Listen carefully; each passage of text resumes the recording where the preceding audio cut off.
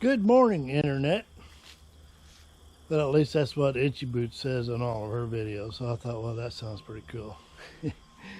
Anyway, I was wanting to show you, do a little video of the mods and stuff I've done on my 2020 Husky 701. I just completed about 1,000 miles up in South Dakota with my buddy High Five. And he's got a 701 too. I think his is a year or two older than mine, but it's like brand new. And anyway, performed flawlessly on that ride. But I just want to go over all the mods that I've done to mine, why I done stuff I did, and I've kind of done some stuff I've not seen nobody else do. And thought you might enjoy seeing this.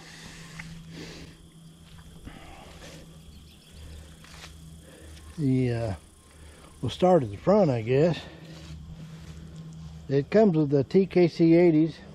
You can make fun of them tires all you want, but for what I do, I kind of like them. Still got the originals. On there. Yeah. And besides the stickers here, I put on this PUIG windshield. It's kind of nice. The instructions tell you to take all of this off and drill these holes. Why? I don't know. You don't need to do that. Just drill the holes. Leave it up. You don't have to do that. And I got Sakura Pro Bend hand guards. I went a little step above what they do and to tap the insides of my aluminum bars with a tap I got and put a big bolt in there instead of those expandable things. We got double take adventure mirrors. Oxford heated grips. There's my controller. I wired my Oxford heated grips straight to the battery. I also wired this port right here is for my electric vest or to charge whatever I want or run my air compressor. Again, it goes straight to the battery. I don't buy them distribution things. To me, they're a waste of time. But the Oxford grips will shut themselves off. When you shut the motor off, they'll run a little bit and they'll shut themselves off. So they don't need to be on a dedicated switch service as far as I'm concerned. I had the new Wolfman waterproof Enduro bag on here. It looks just exactly like this, except it's a lot smaller. The small one is 4 liters. And then I wondered if the bigger one wouldn't work. They look just the same, and it does, and it worked just fine. And you know, I'm 4 inches from the bag when we're riding and standing up on the bike, so this bigger bag doing just fine. I forgot the name of this one right here,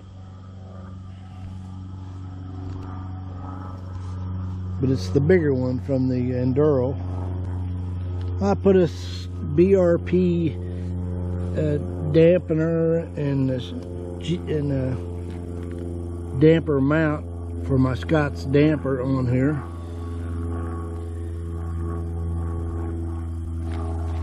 I always like steering dampers on my bike. I don't use steering dampers. I don't feel the need for them for like having on-road stability. I just like them on there for like if you hit a big rock, it won't jerk the handlebars out of your hand.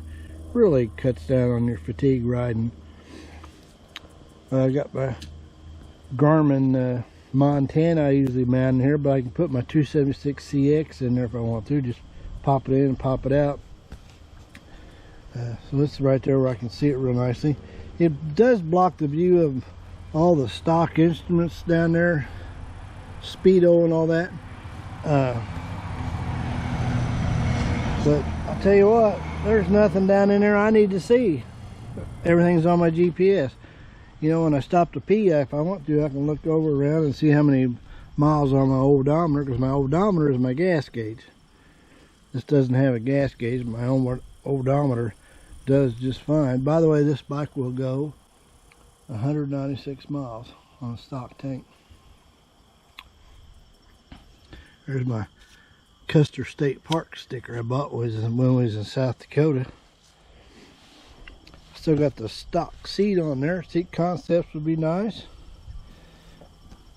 but I still got that on there. And this is a Wolfman Wolftail tail bag, and I bolted mine onto my Tusk rack. I don't ever see the need to take, I don't have any reason to ever take this off. It's just a day ride, which is, this is the way I got it set up for day rides. I don't see any reason to ever take it off ever, so I just bolted it down on there. And I did that on my 690 I had before this. I got a Banesh gas cap in there, aluminum gas cap. It's easy to get in here, and it may not look like it, but it's easy to get in and put gas in it. And the vent to it, which used to go to the charcoal canister, which I eliminated, the vent just goes down on the ground. If you do overfill your gas tank a little bit, gas will run out on the ground. That's a stock TKC 80 on the back.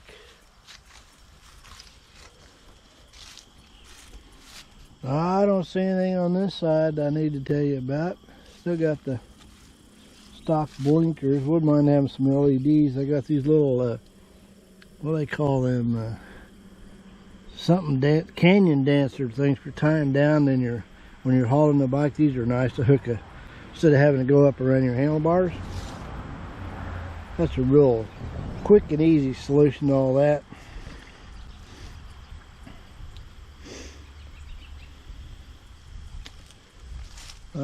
These are Tusk racks, and I've had them on my Honda 250 Rally, which I love that motorcycle.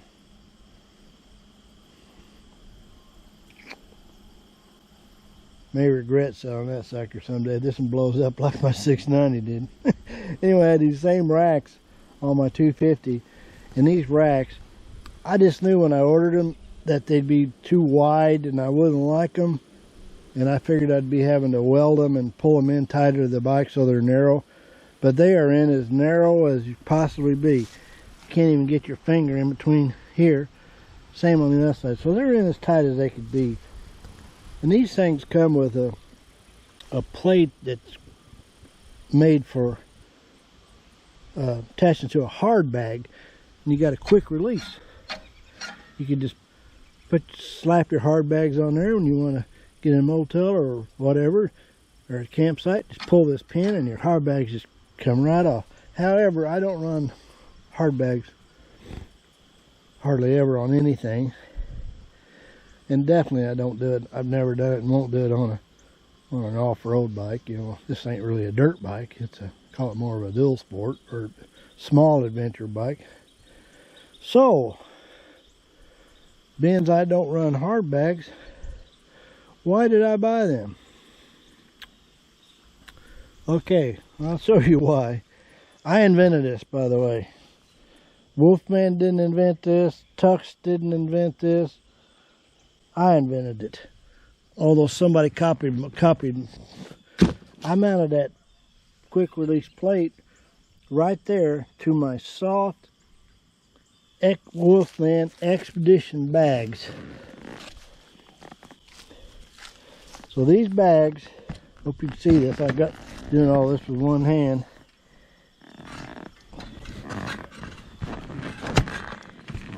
These bags just go on there. Just takes 2 seconds to put them on, and you pull that spring pin, and off they come. But I'm the first person to ever see this. I didn't get this idea from anybody. I did it myself, and there's a plastic plate on the inside, and that also eliminated, all of Wolfman's soft bags have over the seat straps. I've always hated that. Although they did kind of support the weight, but with this system here, it's just not necessary. So I don't have over the seat straps. I don't need them.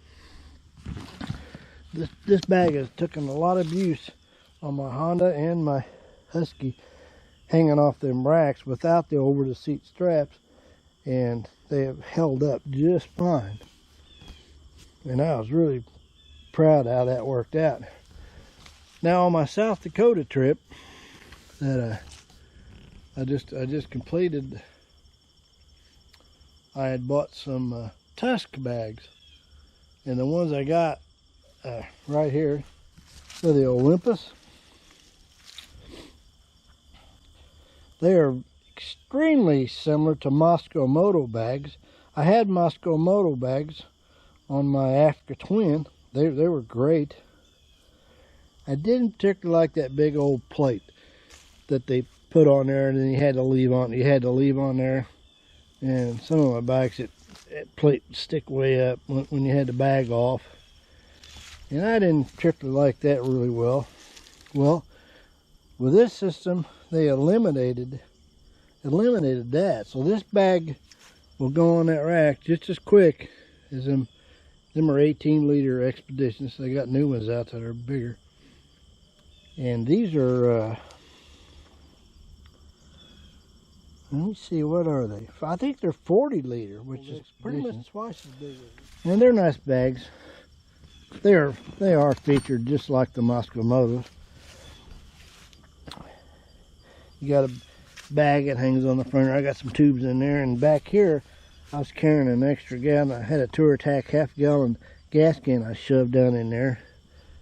So, and with the 2 bags I was carrying an extra gallon of gas. Didn't need it, but I had it if I wanted to. So this bag can just like the other one, can just go set her down on there, pull the pin out. There you go. These bags seem to me, from the rear, seem to be narrower this way than the Moscow Moto. I don't know if they are or not, but they kind of seem to be. And they got a waterproof liner that goes in there. I'm happy with them. Used them on that South Dakota trip. Didn't have any problems with them whatsoever. So I just pull this little pin right here, and there you go. They're off. How easy is that? Oh, I did put a Wings exhaust on my bike. I think it was about 400 bucks. The kind of did that for 2 reasons. There's a lot of money to spend, but as we all know, the stock exhaust is really heavy, and there was a lot of metal exposed right here on the stock exhaust, and it got unbelievably hot. You could smell this plastic burning. It didn't ever melt, but it was getting hot. I was glad to get rid of that stock exhaust. I did the same thing on my 690, and it's not loud at all. Comes with 2 decibel killers. I got the quieter one in there. I don't think it's that loud at all.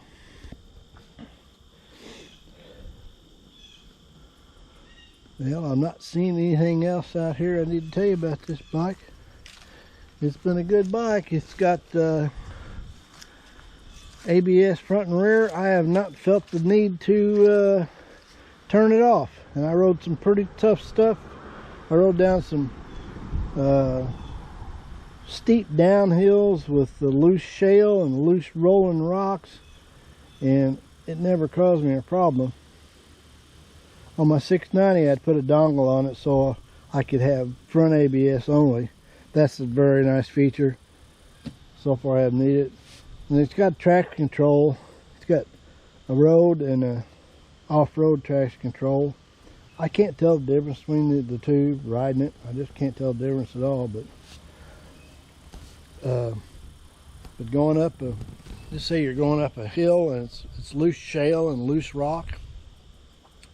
You can grab a handful of whiskey throttle and the bike won't go spin out on you. It'll just keep going, and it does it really well, and it's unobtrusive. On my Africa Twin, when the traction control cut in, the motor was like it was missing. It go put, put, put, put, put, put, put. You don't feel anything on this. You just don't spin out. You just keep going.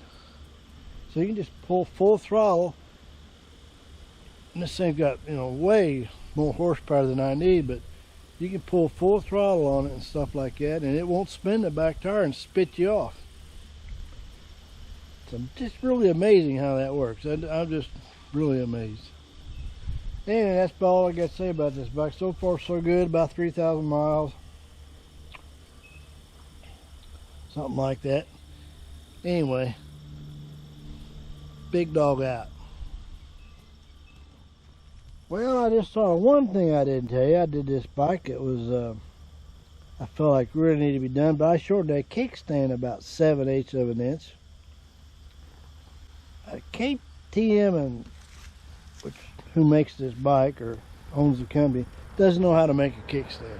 They have no clue. I've had 7 or 8 EXCs, and the kickstands broke off while he was uncrating them out of the crate when they were brand new. And this kickstand is made really funky, and it's kind of difficult to deploy. It's just it was way too long. You know, you'll almost fall over that away trying to put the kickstand down. And then when you sit on it, you know, or have luggage on it, then it's worse. So anyway, I did it. I'm keeping stock foot pegs. I'm happy with them just fine. Here's a little tip.